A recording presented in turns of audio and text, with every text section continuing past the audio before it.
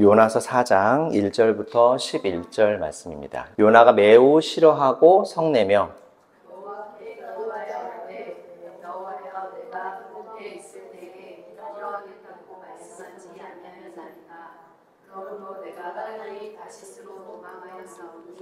주께서는 내려오시며 자비로우시며 노하기를 걷게 하시며 이내가 크시사 뜻을 돌이켜 저량을 내리지 아니하시는 하나님이시기를 내가 알았음이니이다.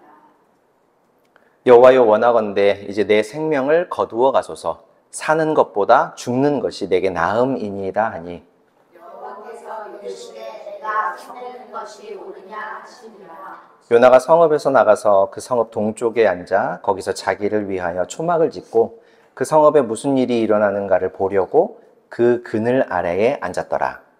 하나님 여호와께서 방덩굴을 예비하사 요나를 가리게 하셨으니 이는 그의 머리를 위하여 그늘이 지게 하며 그의 괴로움을 무한하게 하려 하심이었더라. 요나가 방덩굴로 말미암아 크게 기뻐하였더니 하나님이 벌레를 예비하사 이튿날 새벽에 그 박넝쿨을 갉아먹게 하심에 시드니라. 해가 뜰 때 하나님이 뜨거운 동풍을 예비하셨고 해는 요나의 머리에 쏘이매 요나가 혼미하여 스스로 죽기를 구하여 이르되 사는 죽는 것이 내게 나으리라 하니라. 하나님이 요나에게 이르시되 내가 이 박넝쿨로 말미암아 성내는 것이 어찌 옳으냐 하시니 그가 대답하되 내가 성내어 죽기까지 할지라도 옳으니이다 하니라. 여호와께서 이르시되 내가 수고도 아니하였고 세례도 아니하였고 하룻밤에 났다 하룻밤에 말라버리니 방덩굴을 함께 읽겠습니다. 하물며 이 큰 성읍 니느웨에는 좌우를 분변하지 못하는 자가 12만여 명이요 가축도 많이 있나니 내가 어찌 아끼지 아니하겠느냐 하시니라. 아멘. 네, 하늘만큼 높고 땅만큼 넓은 우리 하나님의 사랑을 함께 배우는 시간, 6번째 시간이죠. 오늘은 요나와 니느웨를 향한 하나님의 사랑이 어떠한지를 알아보겠습니다. 사랑이란 말을 하면 사랑이라는 말이 주는 좀 따뜻하고 포근하고 그리고 아름다운 이미지 때문에 우리는 사랑을 떠올리면 의뢰 좋은 생각만을 하고는 하죠. 맞아요. 사랑은 언제 생각해도 참 우리 마음을 따뜻하게 해주는 것이 분명합니다. 그런데 사랑이 따뜻하고 아름다운 결말을 맺어가는 과정 중에는 언제나 따뜻하고 아름답기만 한 것이 아니라는 거죠. 갈등도 있고 긴장도 있을 수 있어요. 또 때로는 미움도 있을 수 있고 시기도 있을 수 있고 그리고 격렬한 다툼이 간혹 벌어지기도 하죠. 그럼에도 아름다운 결말을 맺기 때문에 사랑이 참 따뜻하고 아름답다라는 생각을 모두가 다 하는 것 아닐까. 그럼 하나님의 사랑은 어떨까? 한번 오늘 말씀을 통해 살펴봅시다. 오늘 우리가 읽은 이 요나서 4장 1절부터 11절 말씀 중에 4장 1절을 보니까 사랑을 말하기에는 어딘가 좀 어울리지 않는 어색한 말로 시작하는 것을 볼 수가 있죠. 요나가 매우 싫어하여 성내며. 요나가 조금 짜증이 났다가 아니라 요나가 매우 싫어하며 성내며. 여기서 매우 싫어하고 성내면은 사실 매우 싫어하고 매우 성내며 라는 말과 같아요. 그리고 매우 싫어하고 화가 난 상태로 무엇을 했다라고 하냐면 4장 2절에 기도를 했다라고 그래요. 기도에는 여러 가지 형태가 있으니까 꼭 우리가 예배 시간에 손을 모으고 눈을 감고 고개를 숙이고 하는 이렇게 형식을 갖춘 기도라기보다는 여기서 기도는 요나가 하나님께 무언가를 말씀드렸다라고 이해하면 좋을 것 같아요. 그가 매우 싫어하고 화가 난 상태로 하나님께 무슨 말을 했을까? 오늘 본문 4장 2절부터 3절 말씀 읽어볼게요. 그는 주님께 기도하여 아뢰었다. 주님, 내가 고국에 있을 때 이렇게 될 것이라고 미리 말씀드리지 않았습니까? 내가 서둘러 스페인으로 달아났던 것도 바로 이것 때문입니다. 하나님은 은혜로우시며 자비로우시며 좀처럼 노하지 아니하시며 사랑이 한없는 분이셔서 내리시려던 재앙마저 거두실 것임을 내가 미리 알고 있었기 때문입니다. 주님, 이제는 제발 내 목숨을 나에게서 거두어 가십시오. 이렇게 사느니 차라리 죽는 것이 낫겠습니다. 우리가 사랑에 대해 이야기하고 있으니까 설령 매우 싫어하고 화가 났다라는 말을 들었을지라도 일말의 기대감 같은 게 있었을지 몰라요. 그런데 요나가 하나님께 한 말을 듣고 있으면 정말 경악을 금치 못할 표현들이 등장하죠. 주님, 이제는 제발 내 목숨을 나에게서 거두어 가십시오. 이렇게 사느니 차라리 죽는 것이 낫겠습니다. 성경의 말씀이라고 좀 정중하게 우리 번역을 해놓은 거지만 하나님, 이럴 거면 차라리 나를 죽이십시오. 차라리 나를 죽여버리십시오. 이렇게 하나님 앞에 얘기를 하고 있는 거예요. 도대체 그에게 어떤 일이 있었을까? 요나는 선지자였어요. 선지자라는 사람은 하나님의 말씀을 백성들에게 전달하는 사람입니다. 상관의 명령을 전달하는 전령과 같다라고 말할 수가 있겠어요. 그래서 선지자에게 요구되는 것은 오롯이 하나님의 뜻만을 전하고 하나님의 뜻을 왜곡하거나 다른 말을 그 하나님의 말에 첨가하지 않아야 되는 거예요. 그런데 이것보다 우선되는 것은 일단 하나님의 명령에 신속하게 반응하고 따르는 것이 선지자에게는 가장 먼저 요구되는 것이죠. 요나는 선지자예요. 하나님께서 요나에게 임무를 주셨습니다. 니느웨라고 하는 성으로 가서 그들의 악행을 하나님이 다 보았다라고 전해라. 이런 임무를 주셨어요. 어려울 것이 없는 아주 간단해 보이는 임무죠. 물론 좋은 말이 아니니까 불편할 수도 있을 것 같아요. 그러니까 이런 거죠. 송주야, 가서 강은이한테 전해라. 네가 지금 뭐 하고 있는지 내가 다 알고 있다. 이런 말을 전하라고 하면 좋지 않은 말이니까 강은아, 아빠가 선물 주겠대 라는 말보다는 좀 불편하겠죠. 그렇지만 요나는 그 말을 전하기만 하면 됐던 거예요. 그렇다면 별로 어려울 것 없어 보이는데 그 다음 문장은 또다시 우리 예상과는 좀 다른 양상으로 흘러가죠. 요나서 1장 3절 말씀. 그러나 요나는 주님의 낯을 피하여 스페인으로 도망가려고 길을 떠나 욥바로 내려갔다. 마침 스페인으로 떠나는 배를 만나 배삭스를 내고 사람들과 함께 그 배를 탔다. 주님의 낯을 피하여 스페인으로 갈 셈이었던 것이다. 니느웨라는 성으로 가라는 하나님의 말씀, 명령을 들은 요나는 즉시 그곳을 향해 가지 않고 완전히 반대 방향으로 길을 떠나기 시작했어요. 사진을 한번 보여주세요. 요나가 있던 예루살렘에서 니느웨는 약 한 900km 정도 떨어진 거리였어요. 그러니까 우리 서울에서 부산을 왔다 갔다 왕복하는 거리 정도가 아마 될 것 같아요. 그리고 남과 북을 포함한 한반도의 북쪽 끝에서 남쪽 끝 부분까지가 약 950km 정도 된다고 나와 있더라고요. 그러니까 사실 가까운 거리는 아니죠. 하지만 요나가 니느웨로 가지 않은 이유가 거리가 멀었기 때문은 아니에요. 다음 사진을 보여주시면 요나는 900km 정도 떨어져 있는 니느웨로 가는 대신에 예루살렘에서 약 4000km 정도 떨어져 있는 스페인의 다시스라는 항구 도시로 지금 도망을 가기 시작했던 거예요. 그러니까 거리가 멀어서 힘들어서 가지 않은 건 절대 아니라는 거죠. 자, 그러면 그 이유가 무엇일까? 주님의 낯을 피하여 하나님 앞에서 도망쳤다라는 거예요. 언제 어디나 영원토록 계시는 하나님 앞에서 어떤 사람이 도망하거나 숨을 수 있겠습니까? 설령 그가 우주로 도망을 친다고 한들 온 우주를 창조하신 하나님을 피해서 도망갈 수가 있겠어요? 절대로 그럴 수는 없는 노릇이죠. 요나가 그걸 몰라서 도망쳤을까? 그걸 몰랐을 거라고 생각하지 않아요. 어떻게든 하나님의 명령에 따라가고 싶지 않았기 때문에 무작정 도망을 쳤던 거죠. 그럼 왜 하나님의 명령을 따르고 싶지 않았을까?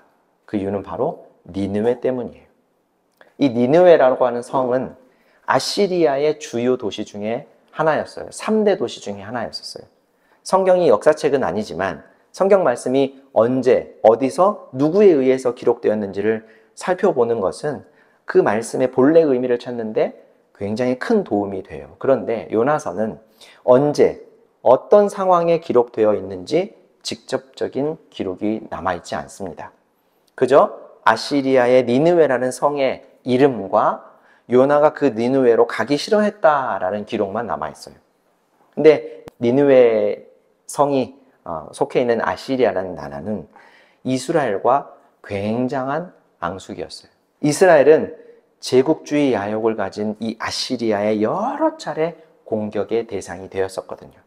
마치 우리나라와 일본과 같은 그런 사이였었어요.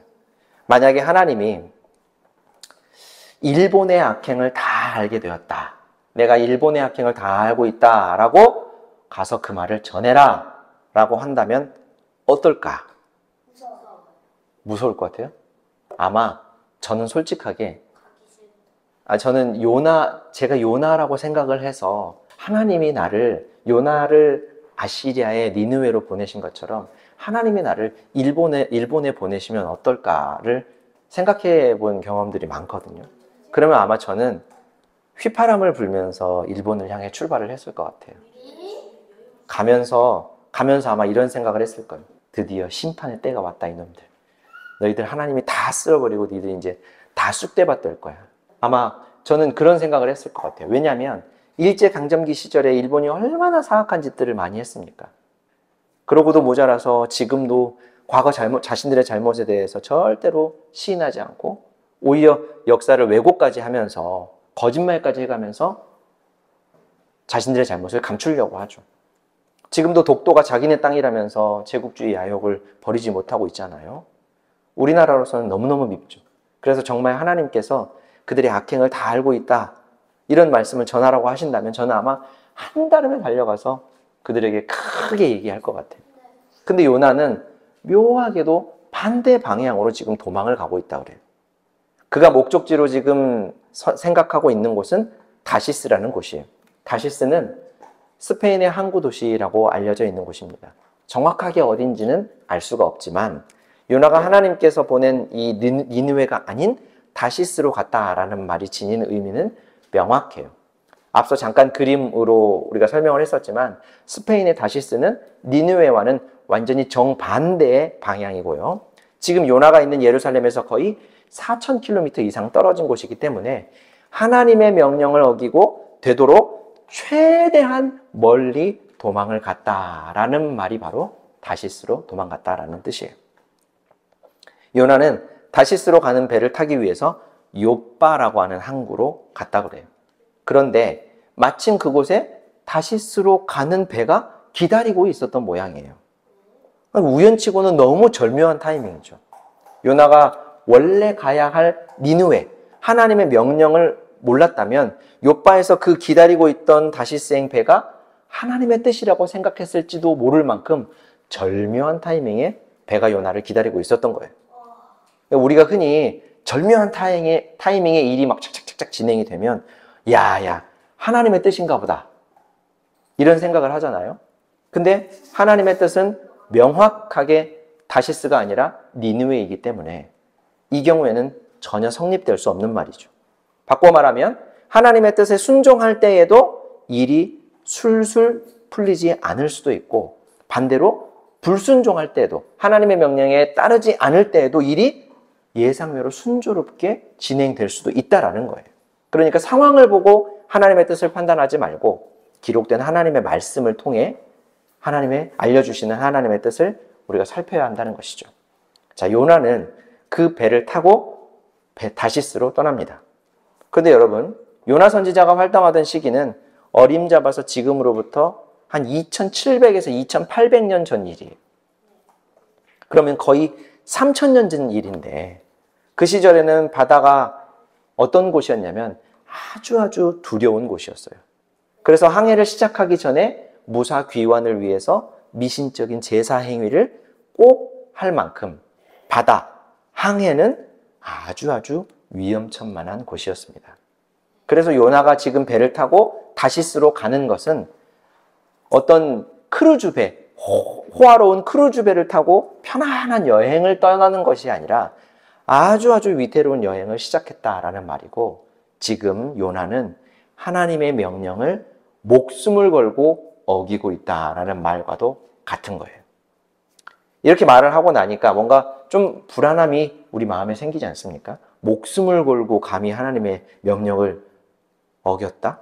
반대로 목숨을 걸고 하나님의 명령을 지켰다라고 한다면 뭔가 좀 든든한 마음이 들고 그래도 하나님께서 지켜주시겠지라는 생각을 하지만 감히 하나님의 명령을 목숨을 걸고 어겼어? 아니나 다를까 그가 탄 배는 유례 없는 태풍을 만나게 됐다 그래요. 성경에서 하나님께서 큰 바람을 그 바다 위에 내리셔서 배가 당장이라도 부서질 위기에 처했다라고 해요. 그야말로 이러다가 모두 다 죽을 지경이 된 거죠. 배에 탄 사람들은 살기 위해서 정말 난리법석을 피웠습니다. 저마다 믿고 있던 신에게 기도를 하기도 하고 배에 무거운 짐을 밖으로 막 버리면서 배를 가볍게 만들기도 했어요. 그런데 아무런 효과가 없었다고 해요. 모두가 살기 위해서 발버둥을 치고 있는 이때 요나는 배 아래층에서 혼자 깊은 잠에 빠졌답니다. 태풍, 사람들의 이 난리통과 요나의 잠자는 모습이 굉장히 어울리지가 않죠. 그는 알고 있었던 거예요. 지금 이 태풍이 왜 배에 덮치게 되었는지. 그래서 요나는 선원들에게 충격적인 해결책을 제시해요. 자신이 하나님의 명령을 피해서 배에 올라탔기 때문에 배가 지금 태풍을 만난 것입니다. 그러니 자신을 바다에 집어 던지면 태풍이 당장 잠잠해질 겁니다. 이렇게 말을 해요. 요나의 말에 사람들은 선뜻 결정을 하지 못하고 망설였어요. 그도 그럴 것이 사람을 바다에 던진다고 해가지고 갑자기 성난 바다가 잠잠해지겠습니까? 허무맹랑한 미신처럼 들렸겠죠. 하지만 점점 더 거세지는 태풍에 사람들은 지푸라기라도 잡는 심정으로, 그리고 자기가 던지라고 그랬잖아요. 그러니까 책임도 자기가 지겠지. 그래서 요나가 믿는 하나님께 자신을 살려달라고 크게 소리친 후에 진짜 요나를 바다에 집어 던져버렸습니다. 그랬더니 거짓말처럼 바다가 조용해졌다 그래요. 하나님은 바다에 던져진 요나를 위해서 이미 큰 물고기를 준비하시고 그를 삼키게 하셨어요. 마치 바다에 빠진 요나를 구하려고 찾아온 구조선과 같아요. 근데 말 안 듣고 도망친 요나가 뭐가 예쁘다고 하나님은 구조선을 보내셨을까? 요나는 물고기 뱃속에서 깨어났습니다. 그리고 그동안 자신의 잘못을 뉘우치게 돼요. 여러분, 회개라는 말을 들어보셨을 거예요. 잘못을 돌이키고 뉘우친다라는 거죠. 보통 회개하는 주체는 잘못을 한 자신이죠. 그 사람이죠. 자신이 잘못을 깨닫고 그 잘못을 뉘우치는 것이 회개이지만 성경이 말하는 회개는 조금 달라요. 우리가 복음이 예기치 않은 삶이 시작됨을 알리는 것이다 라고 했던 것처럼 회개도 잘못된 주체에게 하나님께서 기필코 받아내는 것이, 그 잘못을 시인하는 말을 받아내는 것이 회개예요. 마치 소화시킬 수 없는 음식물을 토해내듯이 죄가 내려가지 못하도록 하나님께서 그 사람의 배를 움켜쥐어서 결국에는 그 잘못을 토해내는 것처럼, 다시 토해내고야 다시 숨을 쉴 수 있게 되는 것처럼 회개란 하나님이 받아내시는 것이 회개예요. 요나의 경우도 그래요. 죽을 각오로 하나님의 명령을 따르지 않고 도망쳤어요. 그러다가 정말 죽을 위기에 처했죠. 그때도 요나는 자신의 잘못을 알았지만 뉘우치지 않았어요. 뉘우쳤다면 배에서 회개했겠죠. 그는 회개 대신에 자신을 바다에 던져서 자신을 죽이려고 얘기해요. 니느웨로 가는 것보다 차라리 죽는 게 낫다는 표현을 온몸으로 했던 거죠. 그런데 하나님은 그런 요나를 위해서 또 그를 니느웨로 보내시기 위해서 그 큰 물고기를 준비시키시고 그가 회개하지 않고서는 견딜 수 없도록 만드셨던 거예요. 그를 삼켰던 큰 물고기는 그제서야 요나를 육지에 토해냅니다. 먹지도 못하는 요나를 삼키고 3일 동안 소화불량에 걸려서 배에 이렇게 담고 있었으니 물고기도 죽을 맛이었겠죠. 죄를 토해낸 요나, 그리고 요나를 토해낸 물고기가 잘 어울려 보여요. 그렇죠? 하나님은 육지로 나온 요나에게 다시 말씀하십니다. 니느웨로 가서 내가 너에게 했던 그 말을 지금 전해라. 요나는 이제 더 이상 도망칠 수가 없었어요. 그렇게 니느웨를 향해 발길을 옮긴 요나는 어떻게 했을까? 니느웨는 아주 큰 성이었기 때문에 그곳을 둘러보는 데만도 좋게 3일을 걸릴 정도로 큰 성이었대요. 우리가 신촌에 있는 식당들을 다 한 번씩 가보려고 그러면 얼마나 걸리겠어요, 그렇죠? 하루 세 끼 다 돌아다니면서 한 끼씩만 먹는다고 하더라도 아마 몇 달은 걸리지 않을까 싶은데, 니느웨 성도 워낙 큰 성이었기 때문에 그곳을 골목골목 돌아다니기 위해서는 3일을 꼬박 돌아다녀야만 되는 큰 성이었다 그래요. 그런데 요나가 그 성에 가서 하나님의 말씀을 전할 때 얼마 동안 했냐면 하루 동안만 돌아다니면서 하나님의 말씀을 전했답니다. 40일만 지나면 니느웨가 무너지게 될 거다, 이런 말을 대충 전한 거예요. 화장실 갈 때 마음하고 나올 때 마음이 또 달라진 거죠. 죽을 각오로 도망쳤지만 정말 죽을 위기에 처하자 요나도 사실 덜컥 겁도 났겠죠. 그리고 하나님께서 요나에게 회개를 토해내게 하셨지만 그는 자신의 잘못은 잘못이지만 니느웨는 또 다른 차원이라고 생각했던 모양이에요. 왜 그랬을까? 지금부터 잘 들어보세요. 요나의 말을 들은 니느웨에는 이상한 반응이 일어나기 시작했어요. 요나의 말이 니느웨 모든 사람들에게 삽시간에 퍼지고 결국 니느웨 성의 왕에게도 전해졌대요. 뿐만 아니라 그의 말에 왕이 반응을 하기 시작했는데 왕으로부터 모든 성 사람들까지, 심지어 거기 있는 가축들까지 금식을 선포하고 자신들의 잘못을 철저하게 뉘우치는 회개의 운동이 일어나기 시작했어요. 그러자 하나님은 어떻게 하셨을까요? 하나님께서 왜 요나에게 40일이 지나면 니느웨가 무너질 것이다 라고 말씀하셨을까요? 40일 동안 유예 기간을 주신 거예요. 뉘우칠 수 있는 시간을 주신 거예요. 하나님이 기다려 주시겠다고 한 거예요. 3장 10절 말씀 같이 한번 읽어볼게요. 시작. 하나님께서 그들이 뉘우치는 것, 그들이 저마다 자기가 받은 나쁜 길에서 돌이키는 것을 보시고 뜻을 돌이켜 그들에게 내리시겠다고 말씀하신 재앙을 내리지 않았다 그러죠. 하나님께서 니느웨 사람들이 잘못을 뉘우치자 그들을 심판하겠다는 뜻을 돌이켜버리셨다는 거예요. 여러분 어떤 마음이 듭니까? 다행이다 라는 생각이 드십니까? 아니면 안 돼! 심판이 계속 임해야지 라는 생각이 드십니까? 그럼 요나는 어떤 생각을 했을까? 4장 1절 이하를 한번 읽어볼게요. 시작. 요나는 이 일이 매우 못마땅하여 화가 났다. 그는 주님께 기도하며 아뢰었다. 주님, 내가 고국에 있을 때 이렇게 될 것이라고 이미 말씀드리지 않았습니까? 내가 서둘러 스페인으로 달아났던 것도 바로 이것 때문입니다. 하나님은 은혜로우시고 자비로우시며 좀처럼 노하지 않으시며 사랑이 한없는 분이셔서 내리시려던 재앙마저 거두실 것을 내가 미리 알고 있었기 때문에 안 오고 싶었던 거예요. 주님, 이제는 제발 내 목숨을 나에게서 거두어 가십시오. 이렇게 사느니, 다시 얘기하면 저 니느웨 놈들이 회개하고 용서받는 것을 보는 것이 죽기보다 싫습니다. 이렇게 얘기하고 있는 거예요. 요나는 하나님께서 니느웨 심판의 뜻을 거두시자 몹시 화가 났다는 거예요. 이스라엘과 아시리아가 마치 우리나라와 일본처럼 앙숙이었기 때문에 그들이 자기 민족들을 포로로 잡아가고 사람들을 죽이고 동네에 와서 불을 지르고 파괴했던 과거의 악행들을 다 알고 있기 때문에 그들이 그렇게 살다가 심판받았으면 다 정의로운 심판 아래 있었으면 하는 마음이 컸던 거예요. 근데 하나님께서 요나에게 니느웨를 찾아가서 말씀을 전하라는 것은 분명 하나님의 숨은 의도가 있었다고 요나는 생각했던 거예요.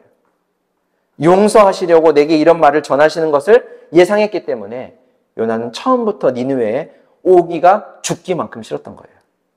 그리고 요나는 또다시 하나님께 자신을 차라리 이 자리에서 죽이십시오라는 말을 하게 돼요. 하나님의 말씀에 왕으로부터 성의 모든 사람들과 가축까지 회개하는 악한 니느웨 성과 하나님의 말씀을 전한다는 사명을 가진 선지자가 두 번씩이나 차라리 나를 죽여주십시오라고 명령에 불복종하고 불순종하고 버티는 모습이 서로 옷을 바꾸어 입은 것처럼 어울리지 않아 보여요. 요나서는 하나님과 요나의 마지막 대화만을 남기고 있습니다. 요나는 그 일이 있고 나서 니느웨의 동쪽 언덕으로 올라갔다 그래요. 니느웨가 다 한눈에 내려다 보이는 것이었어요. 그는 거기 앉아서 니느웨의 심판이 임하는 것을 보고 싶었던 거예요. 그런데 그때 하나님께서 박넝쿨이 자라게 하십니다. 그 박넝쿨이 요나의 머리 위로 이렇게 지나가면서 뜨거운 햇볕을 가려주었다 그래요. 요나는 시원한 그늘 아래서 기분이 좋아졌대요. 하나님은 벌레를 보내서 밤새 벌레가 그 박넝쿨을 다 갉아먹게 시켰어요. 요나를 시원하게 해주던 박넝쿨이 그만 시들어버리고 말았습니다. 그리고 동이 트자 뜨거운 햇살이 다시 요나 자신에게 내리쬐는 것을 보면서 그는 또다시 하나님, 이렇게 힘들고 고통스럽게 할 거면 차라리 나를 죽이시라니까요 라면서 고래고래 소리를 칩니다. 하나님은 요나에게 요나야, 박넝쿨이 시들었다고 네가 지금 나에게 화를 내는 게 정당한 태도니? 이렇게 말해요. 그랬더니 요나가 또다시 대답합니다. 하나님, 옳다뿐입니까? 저는 진짜 화가 나서 죽을 지경입니다.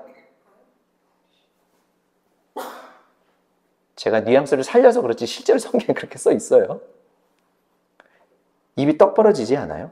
와, 요나가 진짜 이성을 잃었구나 진짜. 하나님은 마지막 한마디를 요나에게 남기셔요. 오늘 본문 10절부터 11절 말씀을 같이 한번 읽어볼게요. 시작. 주님께서 말씀하셨다.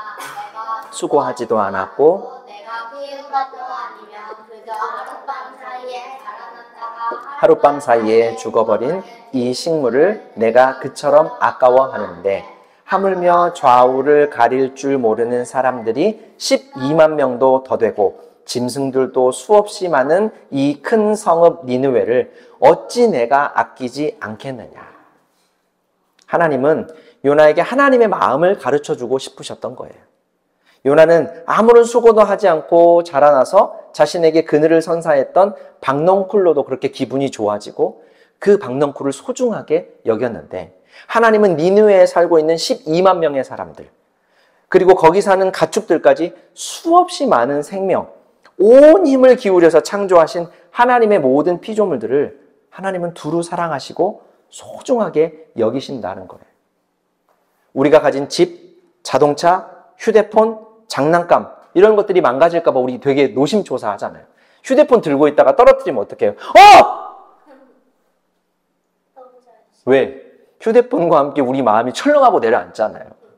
그렇다면 하나님께서 창조하신 피조세계, 지구 환경은 얼마나 더 소중하겠는가?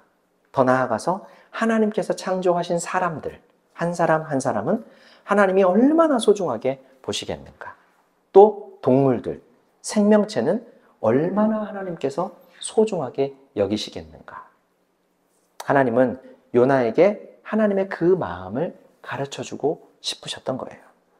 자, 사랑하는 성도 여러분, 오늘은 하늘만큼 높고 땅만큼 넓은 하나님의 사랑이 요나 한 사람에게만이 아니라 모든 사람에게도 동일하다라고 하는 것, 하나님의 사랑의 범위가 그렇게도 넓다고 하는 것을 가르쳐 주시는 거예요. 이 말이 악한 사람, 그 사람의 잘못도 그냥 없었던 것처럼 그냥 눈 감아준다라는 말이 아니에요. 왜냐하면 하나님은 누구보다 정의로운 분이니까요. 하나님의 명령에 따르지 않았던 요나도 그렇고 악한 일들을 했던 니느웨도 그랬지만 하나님은 분명 잘못을 물으셔요. 하지만 자녀를 바라보는 엄마 아빠의 마음처럼 잘못하는 이들이라 할지라도 미리 매를 준비해놓고 너 어디 잘못하기만 해봐봐 아주 그냥 가만두나 보자 이런 식으로 감시하는 눈빛으로 바라보는 게 아니라 내 아들이 내 딸이 뉘우치고 다시는 동일한 잘못을 하지 않아야 할 텐데 라면서 안타까운 마음으로 바라보시며 용서를 준비하시는 것이 하나님의 마음이라는 겁니다.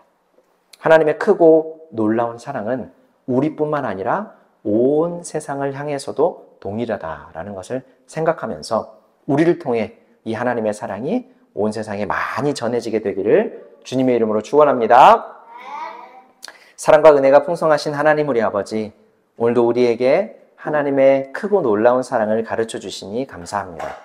우리를 위해 목숨도 아끼지 않고 내어주신 예수님의 크고 놀라운 사랑을 생각하며 그 사랑을 많은 이들에게 전하며 살게 하여 주옵소서.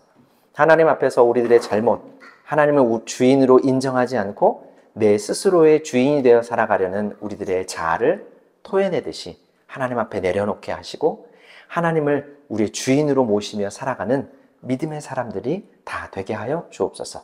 예수님의 이름으로 기도합니다. 아멘.